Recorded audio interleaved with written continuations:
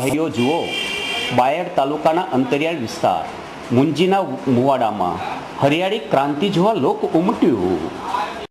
વહી જતા પાણીનો જળસંચય કરી ખેતી કરી શકાય તેવું સરકારશ્રીની અનોખી યોજના એટલે સુજલામ સુફલામ. આ સ્પ્રેડિંગ કેનાલથી સમગ્ર વિસ્તાર હરિયાળો બને છે. વિના ખર્ચે કેનાલમાંથી બખનળી દ્વારા પાણી લઈ વીજળી ઓઇલ બચાવી શકાય છે. ખેતી કરતા આ ખેડૂતો સમૃદ્ધ બન્યા છે.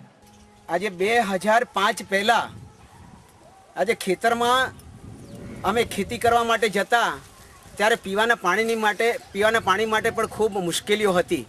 એની જગ્યાએ આ સુજલામ સ્પ્રેડિંગ કેનાલ થવાથી આજે આજુબાજુનો 15 કિલોમીટરના એરિયાની અંદર જળસ્ત્રોત પણ ઊંચો આવે છે, જેના કારણે આજે સુજલામ સુફલામના કારણે આજે હેન્ડપંપ કે કૂવામાં પાણીના સ્તર ખૂબ ઊંચા આવ્યા છે. અને આ ભાથીજીના મુવાડા કે બળિયાદેવ કે લાલજીના મુવાડા અમારા 18 પેટાપરા છે અને 18 પેટા મોટે ભાગે જે વિસ્તાર છે એ વિસ્તારમાં અત્યારે સુજલામ સુફલામ કેનાલના કારણે આજે ખૂબ સારું વાવેતર થઈ રહ્યું છે.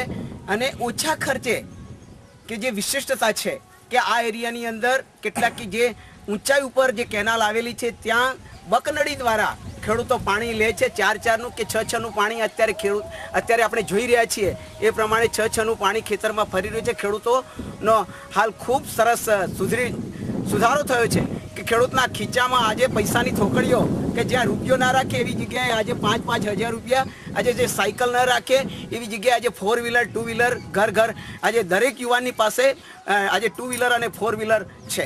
એવી આર્થિક સમૃદ્ધિ ખૂબ આવી છે.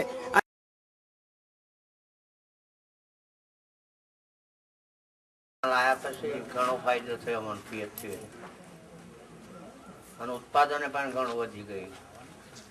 એટલે જો બધા ખેડૂતો આ રીતે પિયત કરે ને મહેનત કરે તો સારું એમ વળતર મળી જશે. કેનાલ નથી આવી એ પેલો કેવી પોઝિશન હતી તો મને ખબર છે ત્યાં સુધી અમારા કૂવાની અંદર અડધો કલાક પાણી ચાલે. સવારે જઈએ તો 10-15 મિનિટ ચાલે, પાછા સોજના જઈએ તો ઉલારા કરવા પડતા. એમ 2 ટાઈમ ચાલુ કરીએ ત્યાર પછી તો લગભગ ઓછામાં ઓછા અઠવાડિયું લાગે ત્યારે 1 વીક ઊભી રહેતું. અત્યારે પિયતની અંદર લગભગ દરેક ઘરની અંદર દરેક કુટુંબની અંદર 3,000 ફૂટ દરેકે લાઈન કરી છે. અહીંયા જે બેઠેલા છે દરેક ખેડૂતો ઉનાળાની અંદર પેલા કંઈક જવલ નહીં ગમે તો આ બાજુ જઈએ ચાલો તરકારાની અંદર તો લીલું પોદરું જોવા મળે. અહીંયા અત્યારે આખું વાતાવરણ લીલુંછમ થઈ ગયું છે. એ પેલા તો વગર ખર્ચે બખનડીથી પાણી લેવાય. પહેલા બિલકુલ વાવેતર નહોતું, ઉનાળો આવે એટલે એકદમ સુનસાન રહેતું. અત્યારે એકદમ લીલુંછમ થઈ ગયું. અમે બધા ખેડૂતો કપરાન તાલુકાથી ભૂકું ઘાસ લાવતા હતા. આ એક પણ ખેડૂતના ઘાસ લાવવું પડતું નથી. મારી 10 વીઘા જમીન બિનપેજ હતી. આ બાજુ માવર નદીમાં પાણી આવવાથી એ 10 વીઘા જમીનનું પેજ થાય છે. લગભગ કોઈ પણ ખેડૂતના આ છેલ્લા 5 વર્ષથી બહારથી ઘાસ લાવવું પડતું નથી.